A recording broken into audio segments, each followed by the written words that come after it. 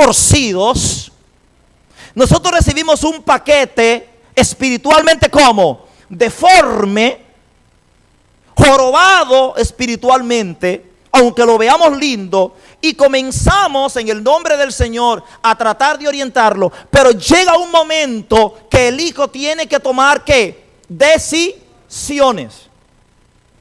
Llega un momento que el hijo tiene que elegir. Llega un momento que el hijo tiene ¿qué cosa? Que definir. Y ahí es que viene, hermanos queridos, mi problema mental cuando yo observo cómo es el negocio.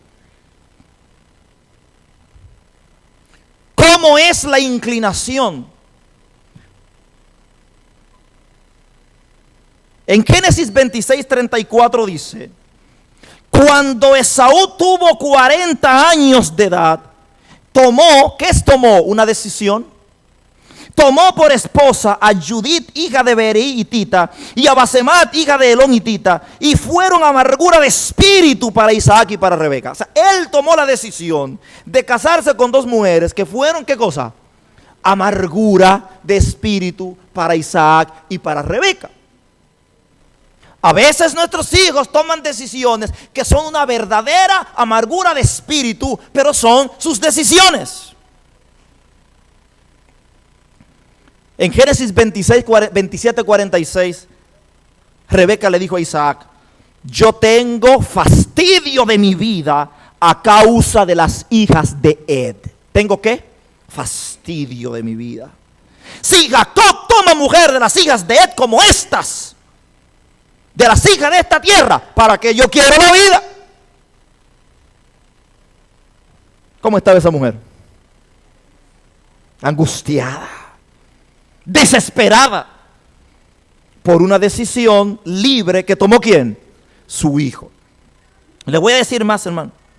Lo cierto es que un día nuestros hijos tomarán sus propias decisiones y algunas no serán conforme al mandamiento. Ustedes saben que Esaú había dado evidencia de no interesarle las cosas espirituales. Déjenme decirles, Jacob era tan malo como Esaú. Ambos habían recibido una educación de sus padres. Eran mellizos los muchachos. Habían sido criados igualitos. Y los dos tenían tendencia pecaminosa. Pero yo advierto una diferencia entre Jacob y Esaú. Jacob, por la razón que sea, yo no lo puedo explicar, pero por la razón que sea, Jacob tenía más inclinación, su respuesta a lo espiritual era distinta a la de su hermano. Y él le dijo: yo quiero la primogenitura, yo quiero esa bendición espiritual. ¿Y saben lo que le dijo Esaú? ¿Para qué me sirve a mí la primogenitura? A mí no me interesa este cuento de primogenitura. Es más, ¿tú la quieres? Sí, tómala. Y la vendió por un plato de lentejas. ¿Ustedes me van a decir que él tenía razón para hacer eso porque sus padres hayan cometido errores con la crianza de él? ¡No! Él no tenía interés por las cosas espirituales. Concluyo esta parte. Es triste, pero es verdad. No todos los hijos tienen la misma inclinación hacia lo espiritual. No todos los hijos tienen la misma inclinación hacia ¿qué? Hacia lo espiritual. Hay algunos hijos que le importa la primogenitura y a otros hijos, ¿qué cosa? No le importa la primogenitura y la sueltan por un plato de lentejas. Les voy a dar ahora un ejemplo más claro todavía. La historia de Caín y Abel así lo confirma. Caín y Abel trajeron los dos una ofrenda al Señor. Y Pablo le dijo a los hebreos que por la fe Abel le ofreció un más excelente sacrificio a Dios que Caín. A Abel le interesaban las cosas espirituales. A Caín no le interesaban las cosas espirituales. Se cree que Caín y Abel eran gemelos. Mismo vientre, mismo contexto, mismos padres. Los dos crecen. Y uno tiene fe y al otro no le importa un comino la fe. No tengo respuesta. Pero yo sé que es una realidad que está en la palabra de Dios. 2. La crianza de los hijos ha sido un verdadero desafío incluso para los grandes hombres y mujeres de la Biblia. Comencemos por el comportamiento de los hijos de Jacob. No me voy a detener en que vendieron a José. ¿Está bien? Eso lo voy a pasar por alto, de que vendieron a José. Eso no hay problema con eso. En Génesis 49, el papá estaba con sus hijos en el lecho de muerte. Y el papá le leyó a cada uno su historia. Le dijo: Rubén, comenzando por el primogénito, usted es inestable como el agua. Ese es el papá. El patriarca le está diciendo al hijo: usted es inestable como el agua. Usted no tendrá derecho a la primogenitura porque usted subió al lecho de su padre. Se acostó con la esposa del papá. Simeón y Leví, hermanos de sangre, sus armas, armas de iniquidad. En el consejo de ustedes yo no entro. Wow. Ustedes saben que estos dos muchachitos acabaron con la ciudad de Siquem. Se la llevaron.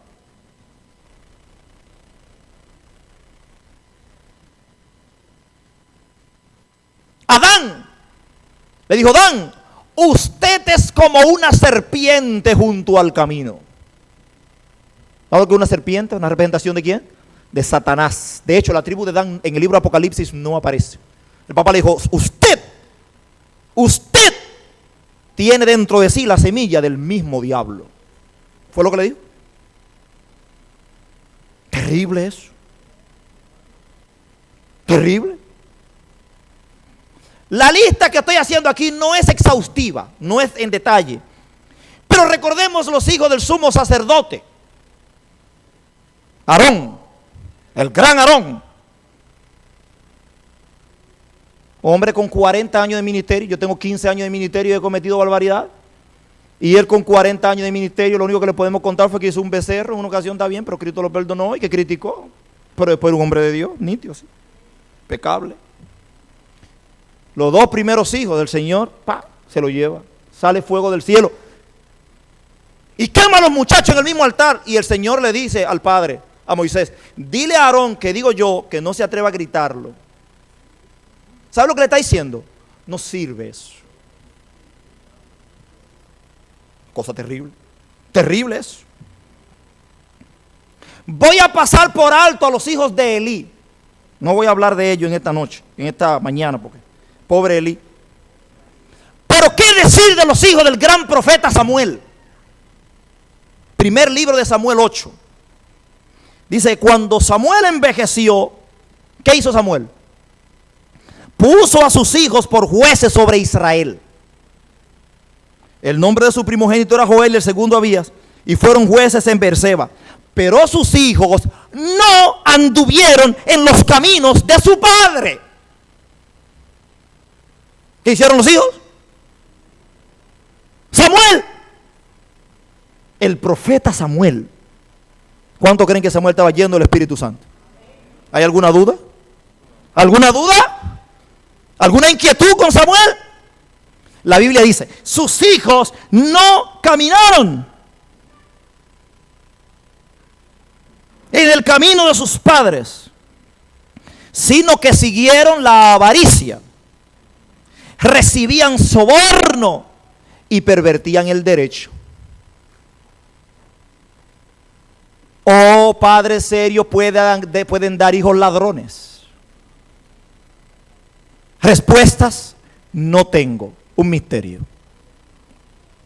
Lo que yo sí sé es que Samuel le dijo: yo quiero que alguno de ustedes diga si yo le he robado. No, tú no has robado. Yo quiero que alguno de ustedes diga si yo... No hay ningún tipo de problema contigo.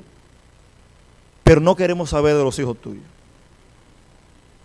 Y la Biblia dice que siguieron la avaricia, recibían soborno y pervertían el derecho. Y eso no significa que Samuel no cometió errores con la crianza de los hijos. El Espíritu de Profecía dice que sí, que él cometió errores con la crianza de los hijos. Capítulo 59. Pero también dice que los hijos del profeta no acataban los preceptos que él quería inculcarles. Y dice algo más. No se le había hablado a Samuel de los abusos cometidos por sus hijos contra el pueblo. Porque si él hubiera conocido la mala conducta de sus hijos, los habría quitado del cargo inmediatamente. Yo quiero, antes de pasar esta segunda parte, mencionar el caso de los hijos del rey David. Amón, el primogénito, muerto por Absalón 2 años después de haber violado a su hermana Tamar. Absalón se levantó una revuelta con su padre y Joab le clavó 3 dardos en el corazón. Lo último que se dice de él fue, lo echaron en un gran hoyo del bosque, hicieron un gran montón de piedras, ahí quedó Absalón. Adonías murió ejecutado por Benaías por mandato de Salomón. ¿Saben lo que dice la Biblia de Adonías? El que ahora aspiraba al trono era Adonías, hombre de hermoso parecer en su porte y su persona. Escuchen esto, pero sin principios de ninguna clase. ¿Qué pasaba con este hijo de David?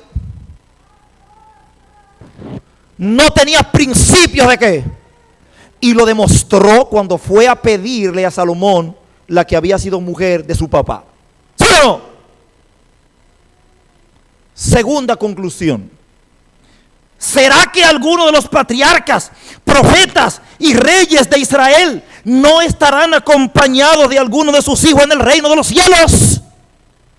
Todo parece indicar que sí. ¿Qué significa esto? Ojo, hijos. Ojo, hijos. Ojo, hijos. Si su papá cometió algún error con la crianza suya, con su crianza, basta solo con que él se arrepienta delante de Dios y Dios lo perdona. A final de cuentas, puede darse el caso que su padre vaya al cielo y usted no. Así es que agarre su salvación usted y déjese de estar buscando culpable. Agárrela. Agárrela. Número 3 y final. Dios tiene una promesa para los padres en estos días finales. Cuando la Biblia habla de los días finales, lo que dice con relación a la crianza de los hijos no es bueno. Por ejemplo, en Mateo 24:19, en el contexto de la persecución, quiero dejarlo claro, dice, mas hay de las que estén encintas y de las que críen esos días. Y yo quiero preguntarle a todos los que estamos criando, ¿ese ay es verdad o está en vano? Ay, mi hermano. Debieron meterle 2 o 3 ay. Está fuerte.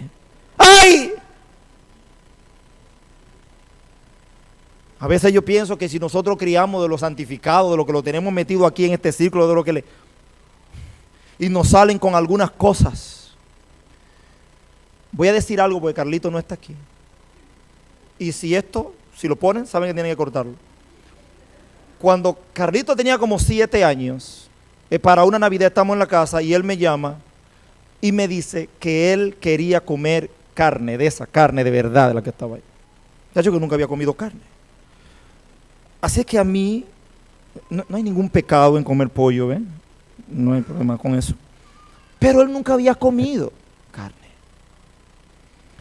Así es que a mí me bajó, yo no sé lo que me bajó. Y entonces le dije, ok, ¿tú quieres comer carne? No hay ningún tipo de problema. Recuerda, hasta este momento tu mamá y yo hemos entendido que es más conveniente para ti que tú te abstengas de eso. Pero si tú estás pidiendo comer carne, entonces no hay ningún tipo de problema. Hoy es 24 de diciembre, tú te puedes comer toda la carne que tú quieras. ¿Saben lo que pasó? Sí, comenzó a comer. Pero después la dejó y no ha vuelto a pedir carne jamás.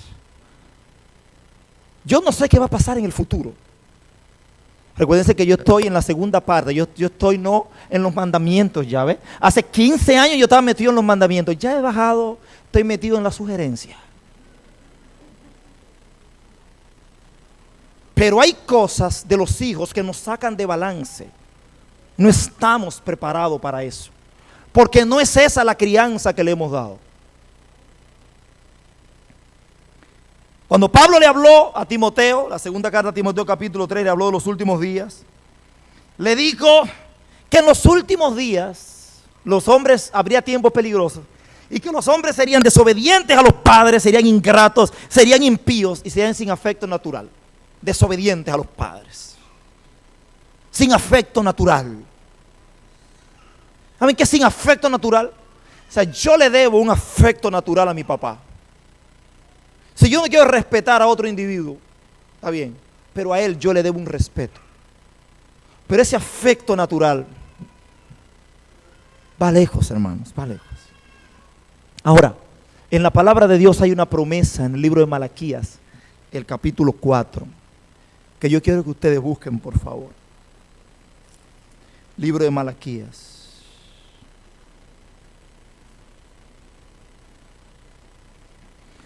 La Biblia menciona 3 Elías. Menciona el Elías histórico del Monte Carmelo. ¿Se acuerdan de Elías? Y en el libro de Malaquías hay 2 promesas. En Malaquías 3 hay una promesa que alude a que Elías volvería a preparar el camino. Isaías 40 le llama la voz que clama en el desierto.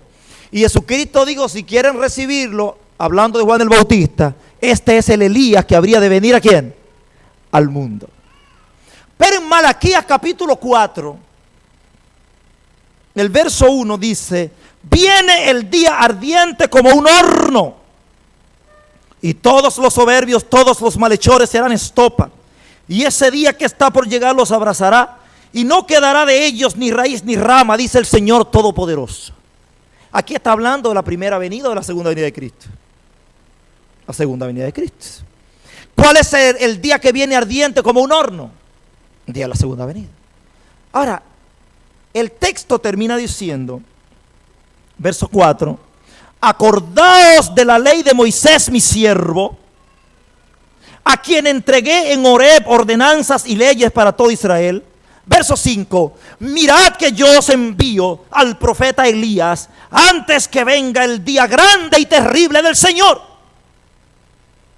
Cuando en tiempos de Elías, el Elías histórico, en Israel había una apostasía terrible, terrible. Una apostasía grande. Pueden leer el primer libro de Reyes, capítulo 18.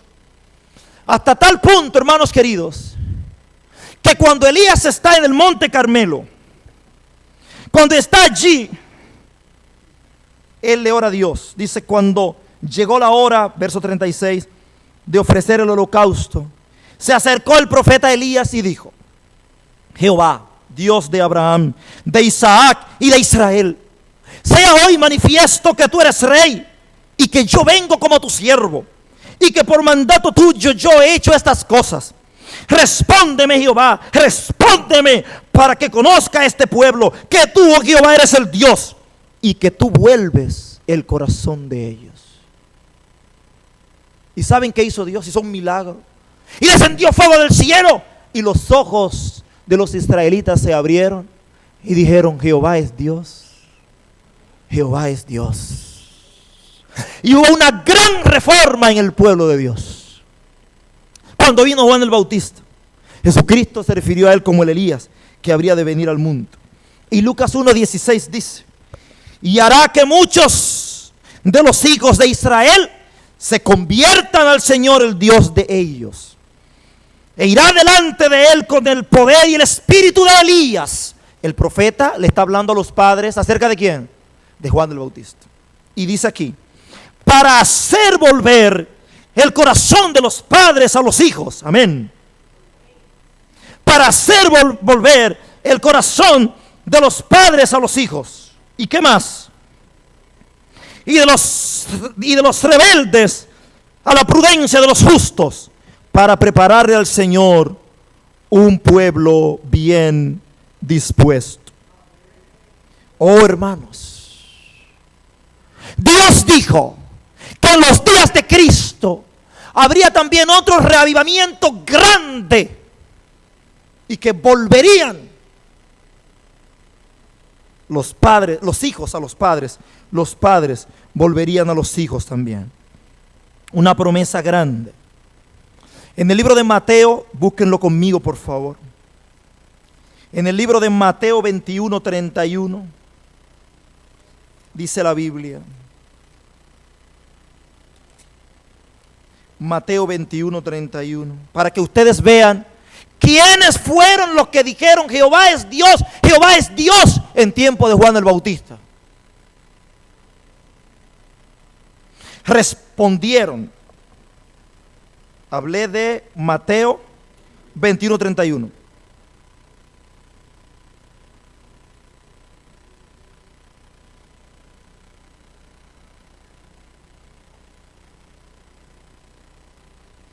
Vamos a leer Lucas 7:28.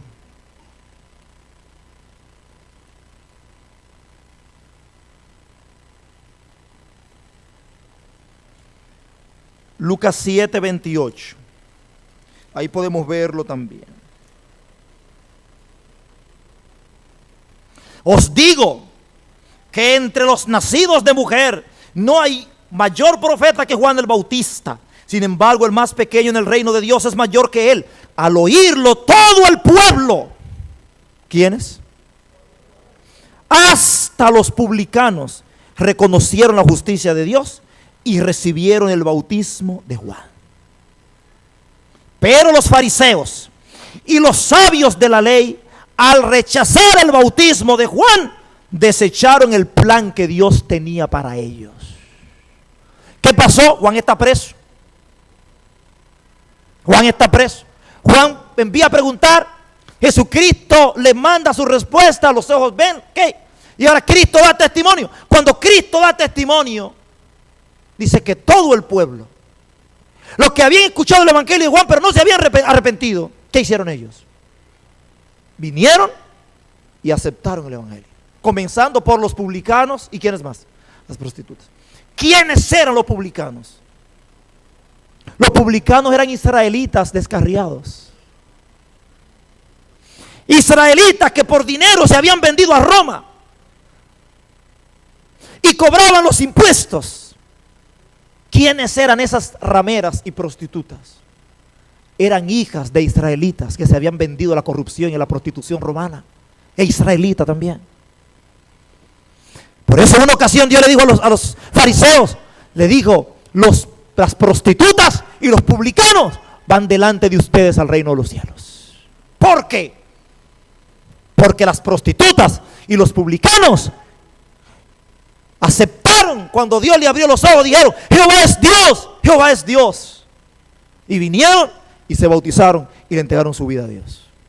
Ahora la Biblia dice que antes de que Dios venga en gloria, iba a levantar no a un profeta, sino a un pueblo de profetas.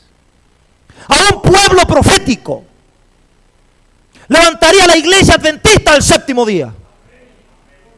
A presentar un mensaje que iba a conmover las familias.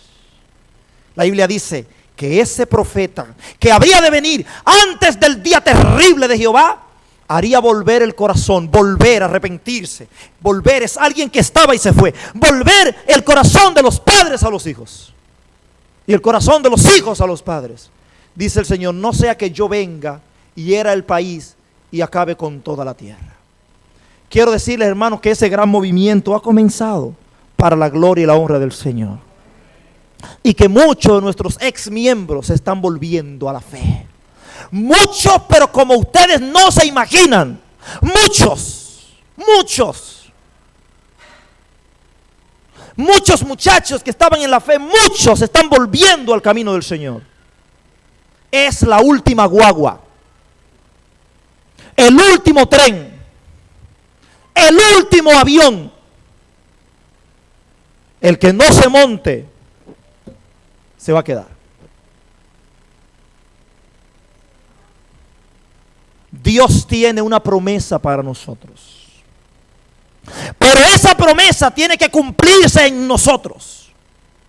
Las promesas de Dios son condicionales. La iglesia tiene la responsabilidad de ir a buscar sus soldados heridos.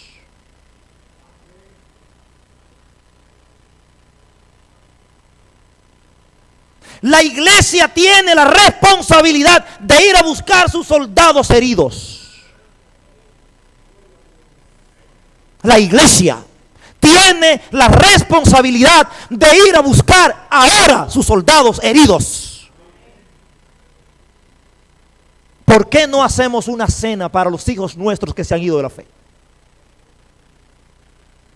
¿Por qué no los invitamos?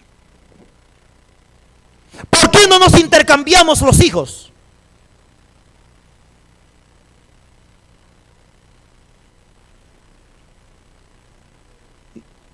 Y Julio se encarga de los de Fabián y Fabián se encarga de los de aquel. Hermanos, tenemos que despertar.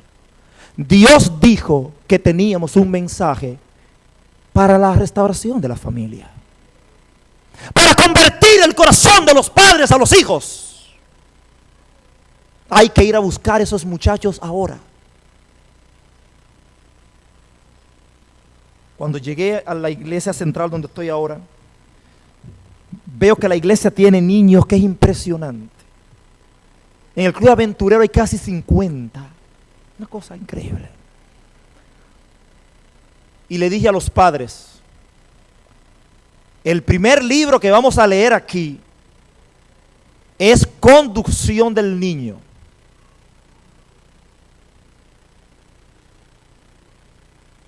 Y les dije, es un pecado. ¿Qué? Un pecado criar en estos días sin leer Conducción del Niño. Un pecado. Porque la palabra está dada. Es un pecado aventurarse a casarse o permanecer casado sin, además de la Biblia, por supuesto, nuestra regla de fe, ver los consejos sobre mayordomía cristiana. Están ahí, hermanos. Dios tiene un plan para nuestros hijos. Y yo quiero terminar con qué pasó con el pastor González. El pastor, tocado por el Espíritu Santo, llegó y comenzó a hacer evangelismo. No era pastor en ese tiempo. Y un día él estaba caminando en la calle y le dijo, Señor, pero yo le predico a las personas y las personas se convierten. ¿Tú podrías convertir a mi familia? Y él entendió que el Señor le dijo, sí, yo puedo. No hay problema para mí, yo la puedo convertir. Y entonces él le dijo, ok, si tú conviertes mi familia, yo te prometo que voy a llevar el evangelio a la ciudad de Aparecida. Te prometo que voy a hacer un team evangelístico con ellos.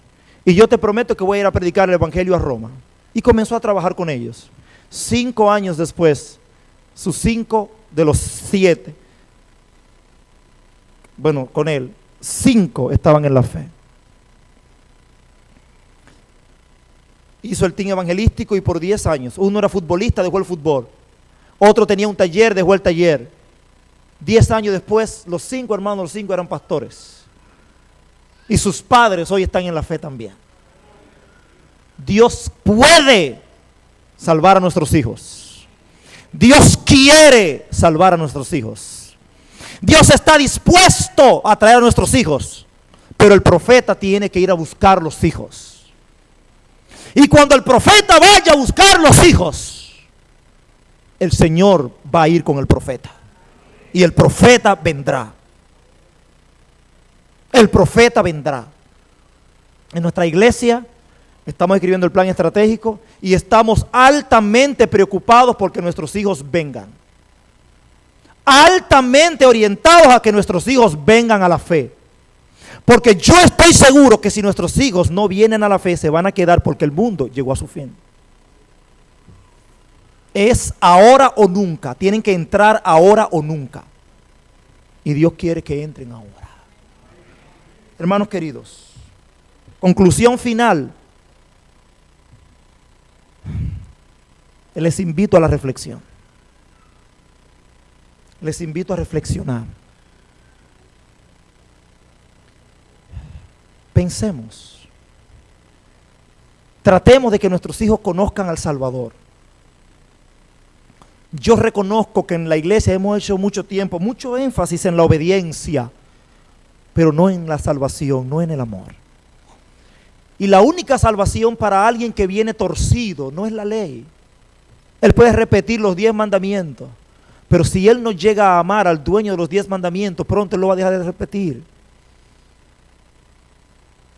Otros se irán. Pero mientras nosotros estemos aquí en la tierra, nuestro deber es luchar por ellos, cumplir con nuestro ministerio, y después entregarle a nuestros hijos, antes y después al Señor. Que Dios nos bendiga.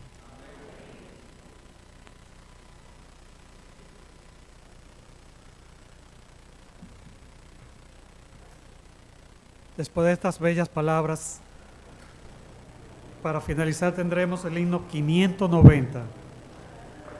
Guía a ti, Señor, guía a ti, Señor, guía a ti.